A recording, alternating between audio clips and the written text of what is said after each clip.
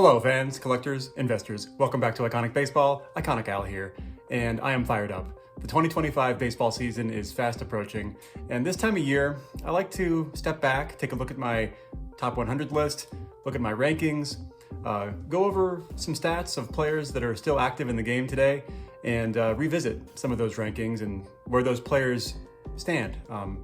It's hard to believe, but this top 100 list that I devised and formulated many years back and then blasted out to YouTube about 3 years ago. It's hard to believe that much time has gone by since I first started posting my top 100 videos.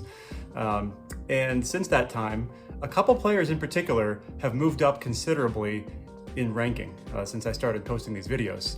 Most notably, Shohei Ohtani, who has moved from number 98, which is where he debuted on my top 100 back 3 years ago, after winning his first MVP award, to today, where I currently have him sitting at number 76. That is a 22 spot jump on my top 100 list.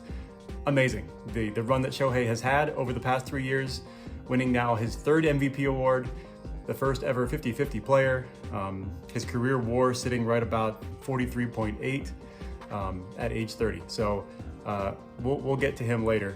But before we dive deeper into Ohtani and some of the items that I've been able to pick up for him in the past few years, I want to step back and follow sort of all the players that are currently on my list, that are currently active players, and sort of give a brief summary or synopsis on my current thinking on those players, and then bring it back to Ohtani. All right, so stay tuned and we'll get into it. Take me out to the ball game. Take me out with the crowd. Buy me some peanuts and cracker jack. I don't care if I never get back. Let me root for the home team. If they don't win, it's a shame. For it's 1, 2, 3 strikes, you're out at the old ball game. Okay, for those of you unaware, my top 100 list was my attempt to sort of formalize my own collecting strategy, focus in on the subjects that I wanted to collect, and really hone in my collection in a merit-based way so that I could really focus in on the players that truly I believed were most representative and most important in the annals of baseball history. And so that it is a living, breathing, evolving list that continues to change to this day. In fact, I've recently, in the last couple of years, flipped Hank Greenberg and Eddie Murray on my list. Not a large change, but when I debuted my countdown a few years ago, I had Eddie Murray ranked a little higher than Hank Greenberg because at that time I valued Eddie Murray's compiled totals more than Hank Greenberg's peak. But in the years since then, I've sort of come to value the dominance and the peak and the cultural significance of Hank Greenberg more than Eddie Murray's consistency. So now I have Hank Greenberg higher than Eddie Murray, not by much. Hank Greenberg went from number 79 to being now at number 77 on my list. Eddie Murray went from being number 75 to now being at number 83 on my list. So there are little tweaks that I make here and there when I feel like it's necessary or my opinion has changed slightly. These aren't major changes, but I do make little tweaks to the list here and there. But otherwise, the list hasn't changed much since I originally posted it. The exceptions being the current players, a couple of the current players that have made big strides and compiled huge seasons since then. So let's go through the current players on my top 100. There are 7 players currently that are active players that are on my top 100 list. The first being Mike Trout. He hasn't moved since I debuted him. He was at number 58. He's still at number 58 on my list because he really hasn't been healthy for the past 2 or 3 seasons. Hasn't really compiled many numbers. I'm hoping that here he can finally put together a injury-free season here and get back on track. At 86 WAR, age 33, he still has years left to compile more numbers, more WAR, and I still believe he's a inner circle, upper tier, first ballot Hall of Famer. He had a decade of dominance that very few players have ever had. 3 MVP awards. I think his Hall of Fame resume is as impressive as any, and he's still the highest ranking active player on my list at number 58. Moving down, Clayton Kershaw at number 64. Again, he hasn't put up many big seasons here in the last couple of years, hasn't been healthy much, hasn't thrown a ton of innings. So he remains at number 64. He's at age 37, so much later in his career. We don't really know how many more years he has left. Probably isn't going to compile many more numbers. He will probably get over the hump to that 3,000 strikeout mark, which will be huge for him. But again, an upper tier, first ballot Hall of Famer, 79.4 WAR. His ticket to Cooperstown is stamped already. And so if you look back at the decade of 2010 to 2020, the dominant pitcher will have been Clayton Kershaw, and the dominant hitter will have been Mike Trout. So those are your definitive generational stars of that decade. So whether or not they are able to add meaningfully to those resumes, I still think Trout has a late act in his career that he still can get over the hump to 500 home runs and hit some other milestones. He'll be in the 100 WAR club, which I think will be a big deal going forward into the future. There have been just over 20,000 men that have played Major League Baseball, and only 32 of them have been able to reach 100 WAR. There is no player that has reached 100 WAR by accident. That is a very exclusive list, and I view 100 WAR as really the Pareto. It's those players that really have reached the upper echelon of performance, compilation, greatness. There are no top 100. There are no 100 WAR players that are not in my top 50.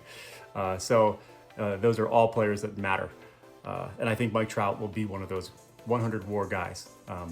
One of the guys that truly matters. Okay, then after that we have a guy that has jumped considerably since the debut of my countdown. I'm going to make a separate video about him maybe next week. But Mookie Betts is now up to number 66 on my countdown, a massive jump from where he debuted at number 92.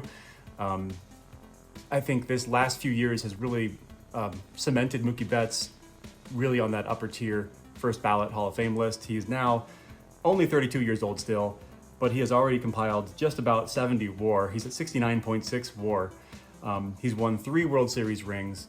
He has really established himself as that winning player, the guy that's the team leader that you can count on. He now plays the infield. He's won Gold Glove awards, I think 5 or 6 Gold Glove awards. He steals bases. He hits for power. He hits for average. He's that 5-tool guy that you can really count on. And I think he's going to continue to compile numbers. I think his body will age well. And I view his legacy similar to Derek Jeter still. And Derek Jeter is in the 30s. I have Jeter currently ranked at number 37 on my top 100. Which, by the way, I'll put my whole top 100, my updated top 100, in the description of this video, if anyone cares. This is definitive to me and me alone. It's how I guide my collecting and how I think of players in terms of their hobby significance, their iconic status, and their greatness. So check out the video description and you'll see my entire top 100 list as it stands today. So anyway, I think Mookie Betts is going to be similar to Derek Jeter in his legacy.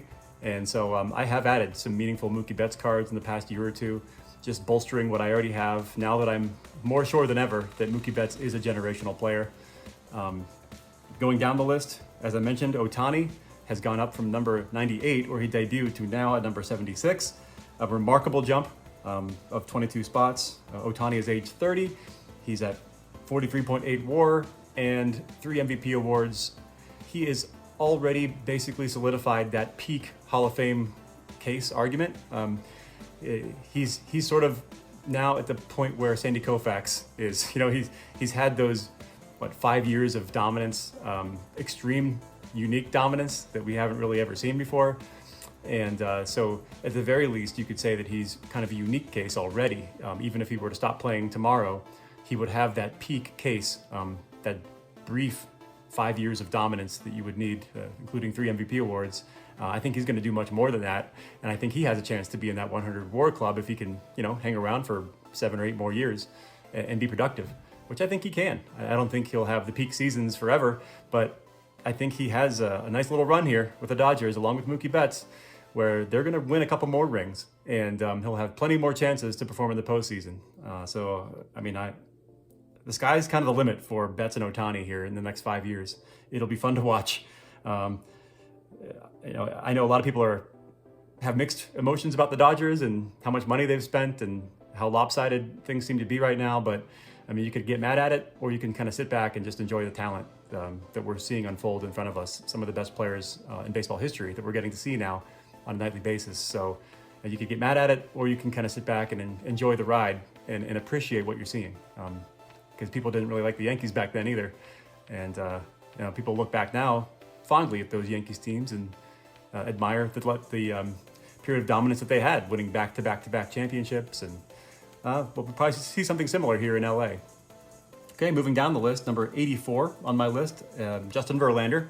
Again, another first ballot Hall of Famer in the making. He's at 80 WAR. He's at age 42, so probably not going to see a whole lot more, production from Justin Verlander. We'll see if he can, remain a quality starter here for another year or two. I think his chances of getting to 300 wins are dwindling by the minute here, and I would say that's a remote possibility at this point. But regardless, Justin Verlander has done everything he needs to do to remain on this list and to remain a first ballot Hall of Famer. Moving down, number 86 on the list, Max Scherzer. Same kind of story, 75 WAR for him.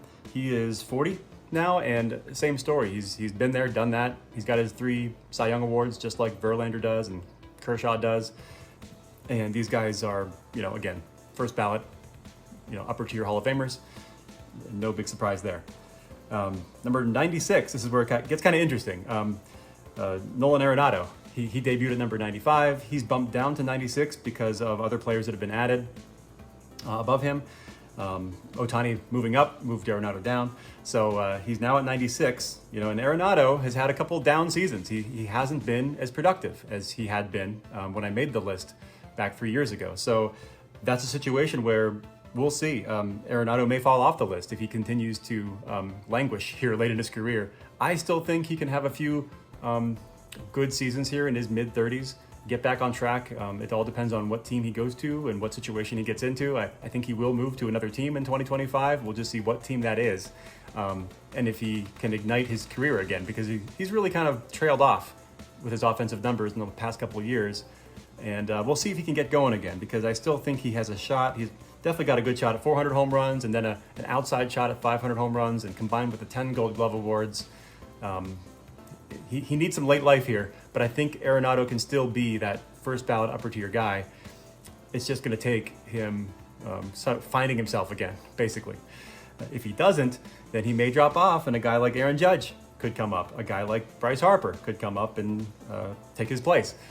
Even a Manny Machado could end up compiling like an Adrián Beltré did, and end up in better position than Arenado. So we'll see what happens. It'll all depend on the next few years, and we'll see how the list shakes out at that point.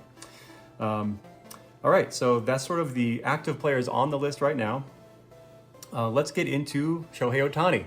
Initially, I was thinking of him as sort of an oddity, a guy like Bo Jackson, a guy who showed that he had a unique ability to perform multiple skills at a high level, like Bo Jackson. So that's why I put him at 98, just above Bo Jackson at 99, thinking, hey, if this is it for Ohtani after this one MVP award and he fades out, never does it again, well, he at least deserves number 98 for doing what he did that one season. But he's proven now, after 2 more MVP awards and another second place finish, now sitting at 3 MVP awards and putting up numbers, both pitching and hitting and stealing bases.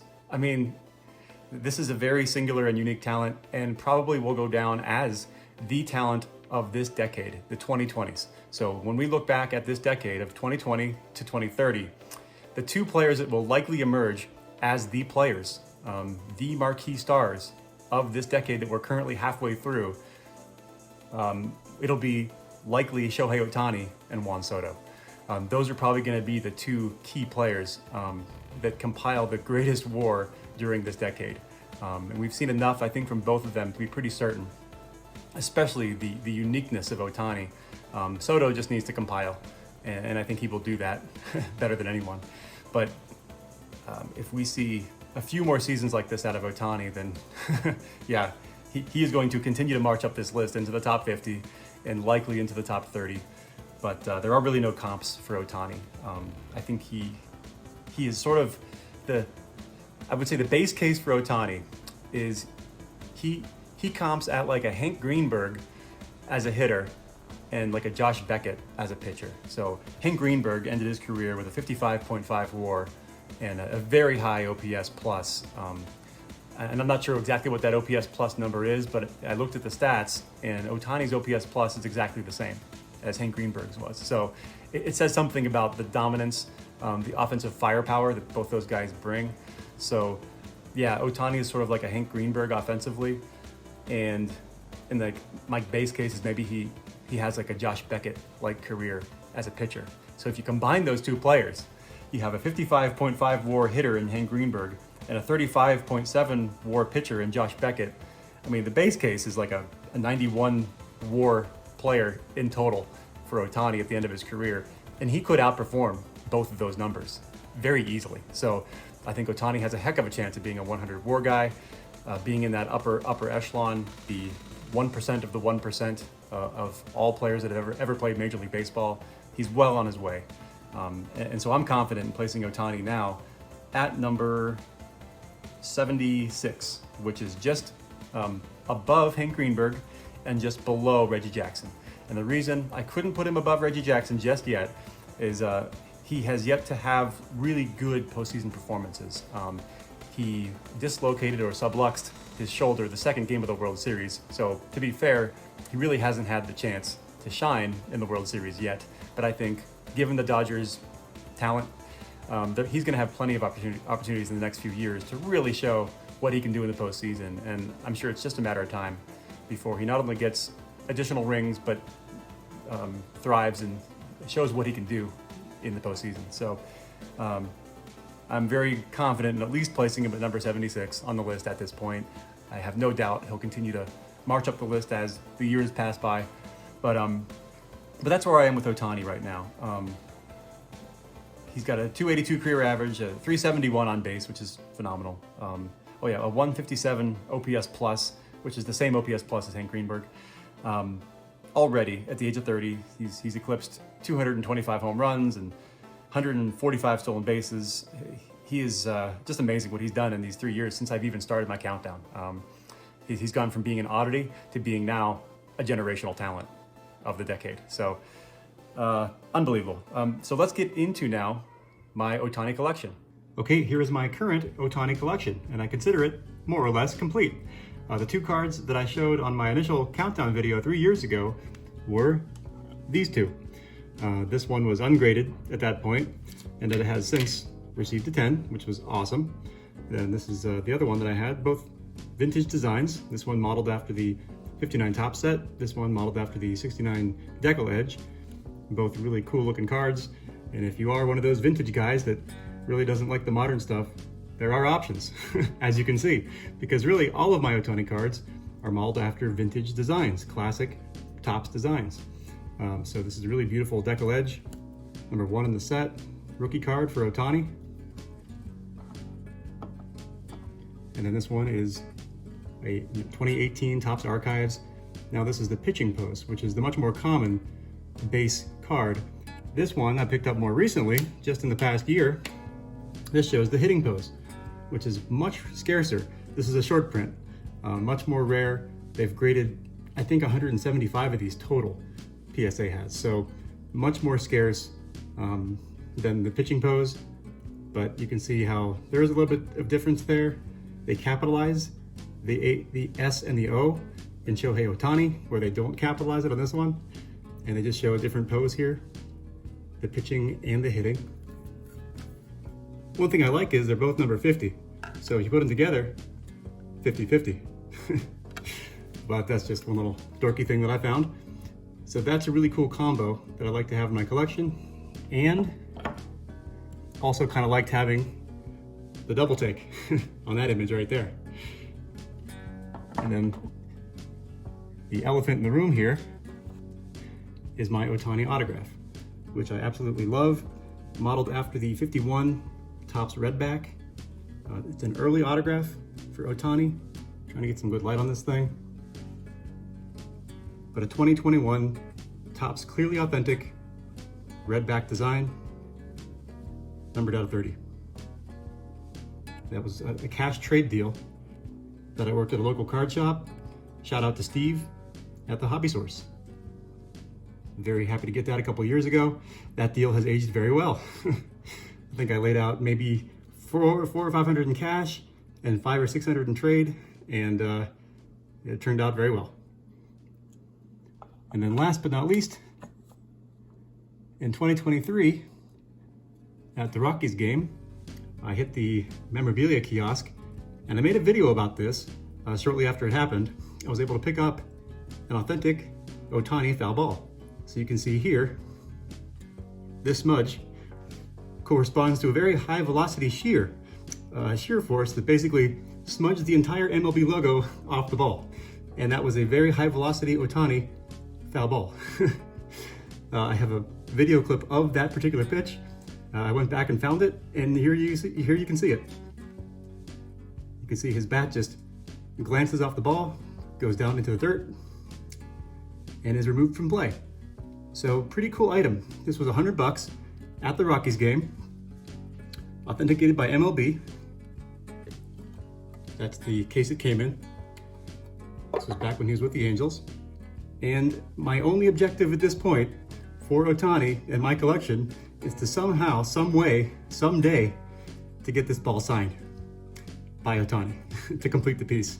Because I would love to add an Ohtani signed ball to my collection, and how cool to have an actual foul ball, authenticated foul ball off of Ohtani's bat, signed by him. So I don't know if he'll ever do any private signings, maybe after he retires, maybe he does any appearances or signings by mail, but it may not be cheap. But somehow, someday, I'd love to get him to sign this ball, and I'll probably bring it to a couple Dodgers games this year, to Rockies Dodgers games, and see if I can get lucky, get his autograph on here. So that is a project for this year and beyond. So here we have, as it sits, my Ohtani collection. Well, everyone, thanks for joining me on this. As you can tell, I'm very excited for the upcoming season. And until next time, keep collecting and stay iconic.